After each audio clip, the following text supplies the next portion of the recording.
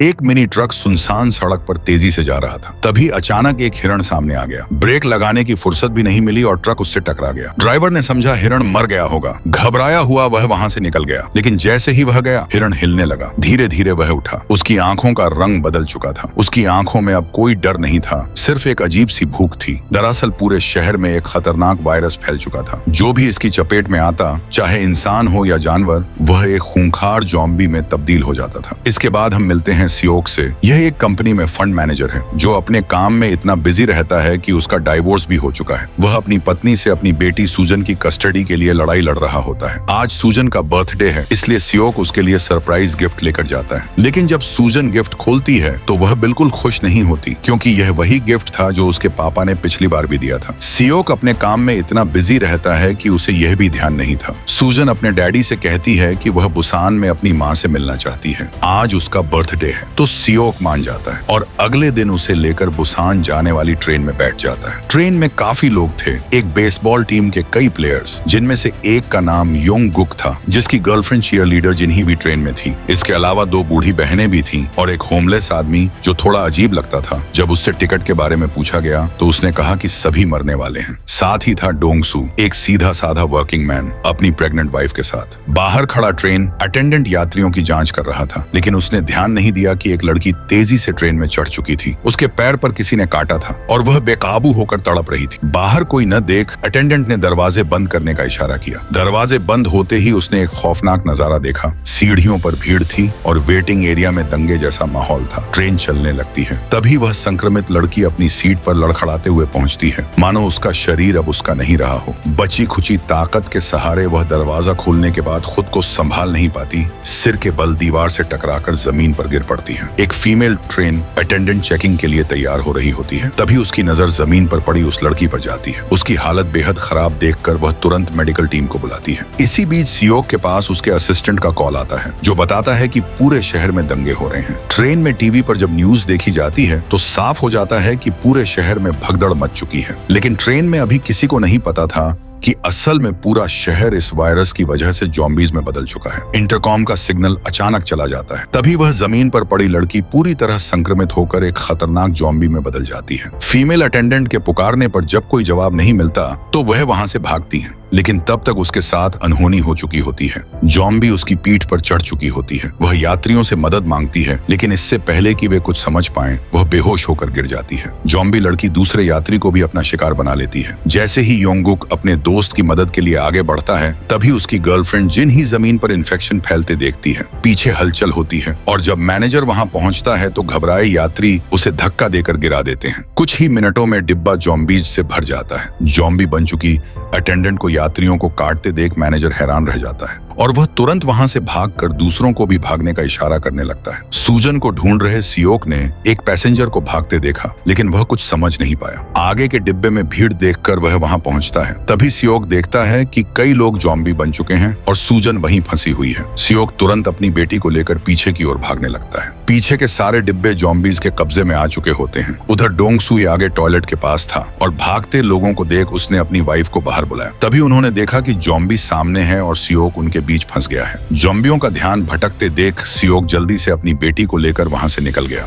Dongsu ने अपनी ताकत से ज़ॉम्बियों को एक छोटे कमरे में बंद कर दिया, फिर अपनी पत्नी को पुकारकर भागने को कहा। पीछे से बड़ी संख्या में ज़ॉम्बियों को आते देख डोंगसू भी तुरंत वहां से निकल गया। सियोक अब तक ट्रेन के सुरक्षित डिब्बे में पहुंच चुका होता है, जहां सभी लोग इमरजेंसी न्यूज देख रहे होते हैं। उधर डोंगसू और उसकी वाइफ के पीछे ज़ॉम्बी दौड़ रहे होते हैं। तभी एक बूढ़ा आदमी अचानक मेन डोर बंद करने को कहता है। सियोक दोनों के आने का इंतजार करता है, लेकिन बूढ़े के उकसाने पर आसपास के लोग भी उसके साथ हो जाते हैं और मजबूरी में सियोक डिब्बे का दरवाजा बंद कर देता है। दोनों ज़ॉम्बीज के बीच में फंस जाते हैं। सूजन बार बार चिल्लाती रहती है, पापा मेन खोल दो, लेकिन सियोक कुछ नहीं कर पाता। डोंगसू अपनी प्रेग्नेंट वाइफ को बचाने के लिए ज़ॉम्बी से लड़ता रहता है, यह सोचकर कि अंदर वाले गेट खोल देंगे, लेकिन कोई ऐसा नहीं करता। मजबूर होकर वह खुद दरवाजा खोल लेता है। सियोक देखता है कि ज़ॉम्बी दरवाजा खोलना नहीं जानते इसलिए वह डोंगसू से दरवाजा खुला छोड़ने को कहता है। डोंगसू की वाइफ जमीन पर गिरा पानी उठाकर अखबार से कांच के दरवाजे पर चिपका देती है, जिससे जॉम्बी शांत हो जाते हैं। जो बूढ़ा आदमी पहले डोंगसू को आने से मना कर रहा था, वह अब आगे बढ़कर पूछताछ करने लगता है ताकि वह जिम्मेदारी सियोक पर डाल सके। तभी कंडक्टर घोषणा करता है कि ऊपर से निर्देश है कि बाहर दंगों के कारण ट्रेन अगले स्टेशन पर नहीं रुकेगी, लेकिन बूढ़ा आदमी अटेंडेंट को धमकाकर कहता है कि ट्रेन वहां जरूर रुकनी चाहिए, बदले में चाहे जितने पैसे ले लो। ठीक उसी समय सियोक को अपनी बूढ़ी माँ का फोन आता है। घर में अचानक बहुत सारे जॉम्बी घुस आए थे और माँ को काट लिया गया था। माँ चिंता करती है कि उसका बेटा किसी खतरे में न पड़ जाए और कहती है कि वह 2 दिन तक खुद का ख्याल रखे।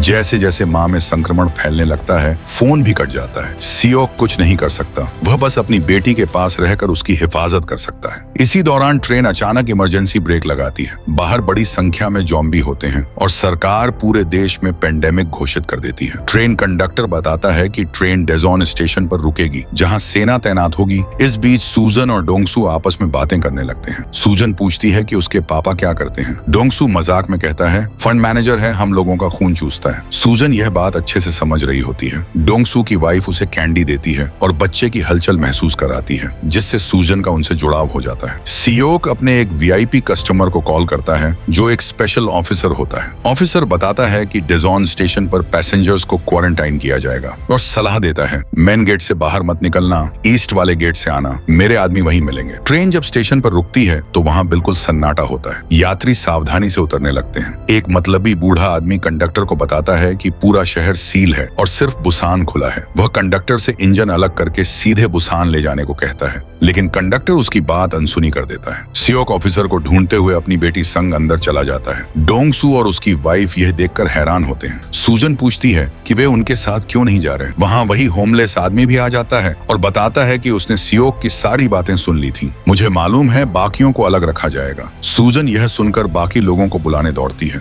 लेकिन सियोक उसे रोक लेता है। अभी किसी की परवाह मत करो, हर किसी को अपनी भलाई के लिए सोचना चाहिए। इस बात से सूजन अंदर से टूट जाती है। आप सिर्फ अपने बारे में सोचते हो। उधर ट्रेन के हॉल में डोंगसू को कुछ अजीब लगता है। बाहर सेना की कोई सुरक्षा नहीं दिखती। जैसे ही वह नीचे जाता है, देखता है कि सारी सेना वहीं खड़ी थी, लेकिन तभी सैनिक मुड़ने लगते हैं। असल में वायरस रोकने के लिए तैनात सेना खुद संक्रमित होकर जॉम्बी बन चुकी होती है। डोंगसू अपनी प्रेग्नेंट वाइफ को लेकर एस्केलेटर से कूदकर भाग जाता है। ठीक उसी वक्त जॉम्बीज की भीड़ सूजन के पास पहुंच जाती है। घबराहट में वह हिल भी नहीं पाती। तभी डोंगसू वहां आ जाता है और सूजन बाल बाल बच जाती है। जॉम्बी सियोक की तरफ बढ़ते हैं और डोंगसू व उसकी वाइफ सूजन को लेकर निकल जाते हैं। कॉरिडोर जॉम्बीज से भर चुका होता है। सियोक के ऊपर एक जॉम्बी हमला कर देता है, लेकिन एक किताब उसके मुंह में ठूंस कर खुद को बचाता है। डोंगसू डंडे से दरवाजा अटकाकर बंद कर देता है, लेकिन वे वहां से जाते नहीं। वे उन लोगों की मदद करते रहते हैं जो हॉल से भाग रहे होते हैं। होमलेस आदमी सियोक की मदद करता है। डर के मारे सियोक होश में आकर वहां से भागता है। बड़ी संख्या में जॉम्बीज आ जाते हैं और सब मिलकर मेन डोर बंद कर देते हैं, लेकिन जॉम्बीज को रोकना मुश्किल हो जाता है। उनकी तादाद लगातार बढ़ रही होती है। उधर ट्रेन तक पहुंचे लोग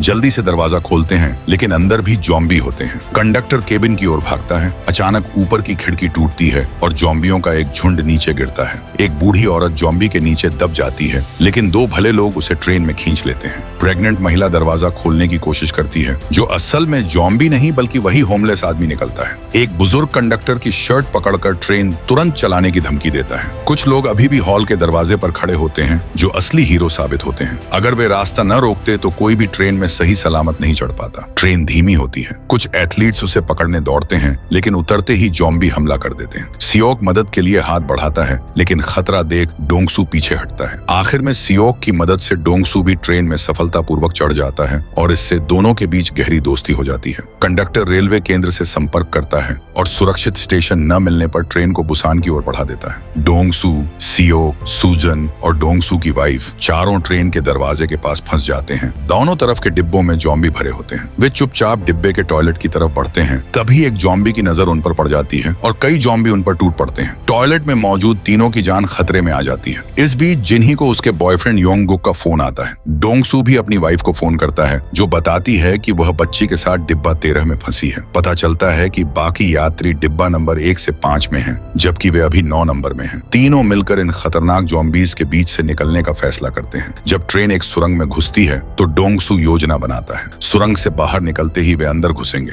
डोंगसू सबसे आगे खड़ा होकर सामने से आने वाले जॉम्बीज को संभालता है, जबकि दोनों पीछे से कवर देते हैं। तीनों एकजुट होकर जॉम्बीज को पीछे धकेलते हुए डिब्बे से निकल जाते हैं। लेकिन जैसे ही वे अगले डिब्बे में प्रवेश करते हैं, सियोक हक्का बक्का होकर रुक जाता है, क्योंकि सामने खड़े जॉम्बी असल में उसके पुराने बेसबॉल टीम के साथी थे। वह अपने पुराने साथियों को मारने के लिए हाथ नहीं उठा पाता। तभी डोंगसू पहले हमला करके सबको जमीन पर पटक देता है। इतने में ही ट्रेन एक सुरंग से गुजरती है और एक अजीब बात देखने में आती है। जॉम्बीज हमला बंद कर देते हैं और इधर उधर शिकार ढूंढने लगते हैं। तीनों समझ जाते हैं कि अंधेरे में जॉम्बीज की देखने की शक्ति पूरी तरह खत्म हो जाती है, जबकि सुनने की शक्ति और तेज हो जाती है। सियोक एक तरीका सोचता है। वह डोंगसू का मोबाइल लेकर अपना नंबर सेव कर लेता है, फिर पीछे रख देता है और अपने मोबाइल से उस पर कॉल कर देता है। रिंगटोन सुनते ही सभी जॉम्बीज शोर की ओर दौड़ पड़ते हैं और तीनों चालाकी से डिब्बा पार कर 13 के सामने पहुंच जाते हैं। डोंगसू की वाइफ, बूढ़ी महिला और सूजन उस होमलेस आदमी के साथ बाथरूम में फंसी होती हैं। डोंगसू को देखते ही उसकी वाइफ इमोशनल हो जाती है। सूजन अपने पापा को ढूंढते हुए सियोक को देख लेती है। बहुत कम दूरी पर जॉम्बी होते हैं और ट्रेन सुरंग से बाहर आ जाती है। जॉम्बीज के देखने से पहले ही वे तीनों तुरंत टॉयलेट के अंदर घुस जाते हैं। अब डोंगसू को एहसास होता है कि वह सियोक के बारे में गलत सोचता था। सियोक असल में एक अच्छा आदमी था। इसी दौरान जिन्ही को योंगगुक का मैसेज मिलता है कि वह उसे डिब्बा नंबर 15 में मिलने आ रहा है। यह सुनकर पास बैठा बूढ़ा आदमी घबरा जाता है और सबको यकीन दिलाता है कि यह नामुमकिन है। यह सभी लोग जॉम्बी वायरस से इन्फेक्टेड हो चुके होंगे, बस अभी असर नहीं हुआ। यह सुनकर सब घबराने लगते हैं। जब ट्रेन फिर सुरंग में दाखिल होती है तो डोंगसू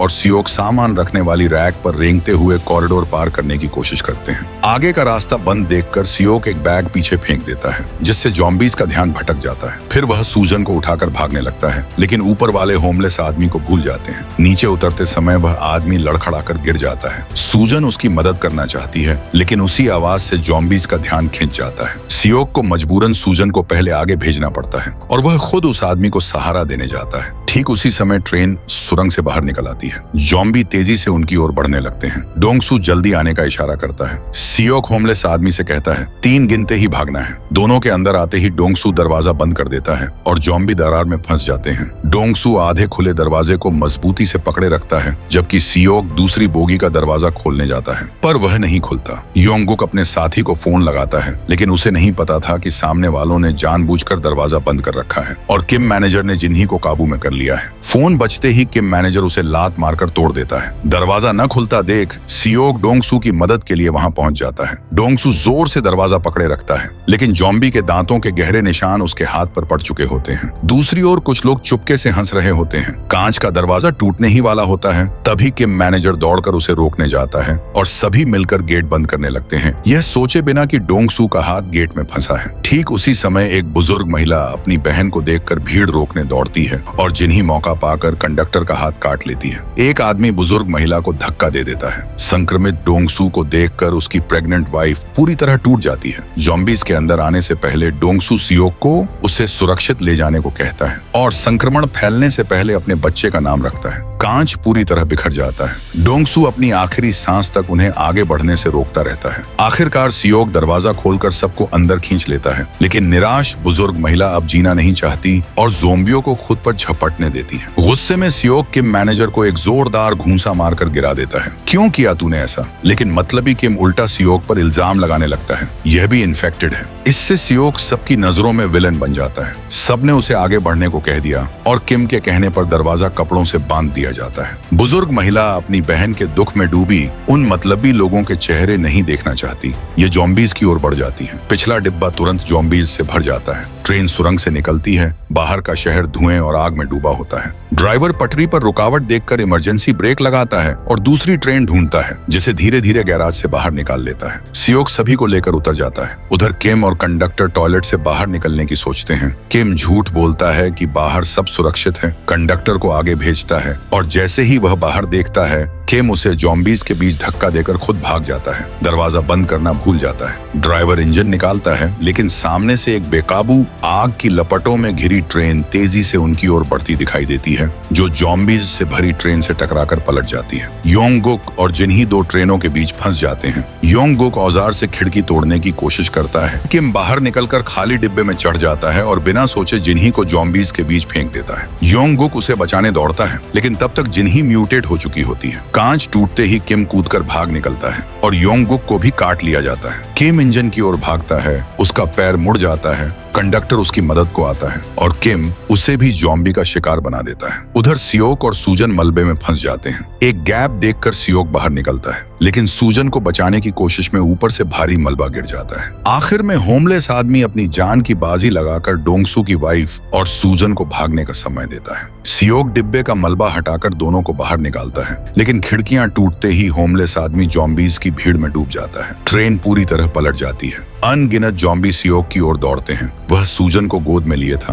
और पीछे प्रेग्नेंट महिला भी थी। लेकिन अच्छा ये होता है कि दो जॉम्बीज आपस में टकरा जाते हैं, जिससे पीछे के सारे जॉम्बीज गिर पड़ते हैं और भगदड़ मच जाती है। तीनों दौड़कर ट्रेन के इंजन पर चढ़ जाते हैं, लेकिन जॉम्बीज ट्रेन से लटककर एक लंबी चेन बनाते जाते हैं, जिससे ट्रेन की स्पीड धीरे धीरे कम होने लगती है। सियोक हालात समझकर आगे बढ़ता है और जॉम्बीज के हाथों को लात मारकर गिराने लगता है, जिससे चेन टूटने लगती है और सभी ज़ॉम्बी पीछे छूट जाते हैं। सियोक केबिन की ओर बढ़ता है, लेकिन दरवाजा खोलते ही अंदर का नजारा देखकर डर जाता है। जॉम्बीज ने किम को काट लिया था, पर वह अभी पूरी तरह म्यूटेट नहीं हुआ था। किम सियोक से बचाने की गुहार लगाता है, पर कुछ ही सेकंड्स में पूरी तरह म्यूटेट होकर सियोक पर हमला कर देता है। इस खींचातान में सियोक जॉम्बी की चपेट में आ जाता है। प्रेग्नेंट महिला उसे बचाने की कोशिश करती है, पर खुद जॉम्बी का निशाना बन जाती है। सियोक को डोंगसू को दिया अपना वादा याद आता है। वह तुरंत जॉम्बी का मुंह कसकर बंद कर देता है, लेकिन यही उसकी सबसे बड़ी गलती बन जाती है। जॉम्बी मौका पाते ही सियोक को काट लेता है। सियोक जानता था कि अब क्या होने वाला है। म्यूटेट होने से पहले वह कमर में जंजीर बांधकर खुद को रेलवे ट्रैक के पास की जमीन से जोड़ता है और जॉम्बी को लेकर नीचे कूद जाता है, उसे जमीन पर फेंक देता है। सियोक अपनी हालत समझते हुए सूजन की ओर देखता है। उसे एहसास होता है कि वह कितना सेल्फिश था। उसने कभी सूजन की फीलिंग्स नहीं समझी। वह अपनी गलती सुधारना चाहता है। जंजीर खोलकर वह तुरंत केबिन में भागता है और महिला को बताता है कि ट्रेन को कैसे रोका जा सकता है। शायद यह उसकी बेटी के लिए आखिरी काम होगा। इसके बाद सियोक अपनी बेटी के पास जाता है और धीरे से समझाता है कि अब उसे हमेशा आंटी के साथ रहना है। सूजन जोर जोर से रोने लगती है। कहीं मत जाओ, मेरे साथ रहो। सियोक रोते हुए केबिन से बाहर निकल जाता है। सूजन के पैदा होने की यादों को याद करते हुए मुस्कुरा देता है और इसी आखिरी याद के साथ हमेशा के लिए सूजन से दूर हो जाता है। डोंगसू की वाइफ पूरे रास्ते चुपचाप सूजन के साथ बुसान शहर तक आती है। ट्रेन सुरंग से पहले रुक जाती है। आगे बहुत सारा मलबा और लाशें पड़ी होती हैं। पीछे हटने का रास्ता न होने की वजह से वे अंधेरी सुरंग में घुसती हैं। सुरंग के एंड पर तैनात सैनिक दोनों पर निशाना साध लेते हैं। उनका काम सुरंग से आने वाले जॉम्बीज को मार गिराना था, पर उन्हें यकीन नहीं था कि यह दोनों जॉम्बी नहीं हैं। ऊपर से ऑर्डर आता है कि उन्हें जॉम्बी समझकर मार गिराया जाए और सैनिक ट्रिगर साध लेते हैं। तभी सुरंग से एक गाना सुनाई देता है। सब जानते थे जॉम्बी गा नहीं सकते। आवाज सुनते ही सैनिक उन्हें सुरक्षित अंदर ले जाते हैं। सूजन हमेशा यह गाना अपने पापा को सुनाना चाहती थी, लेकिन अब ऐसा होना नामुमकिन था। और इस तरह इस मास्टरपीस मूवी का अंत होता है। अगर वीडियो पसंद आया हो तो लाइक करो और मूवी जोन को सब्सक्राइब जरूर करो। मिलते हैं अगले एक्सप्लेन्ड वीडियो में।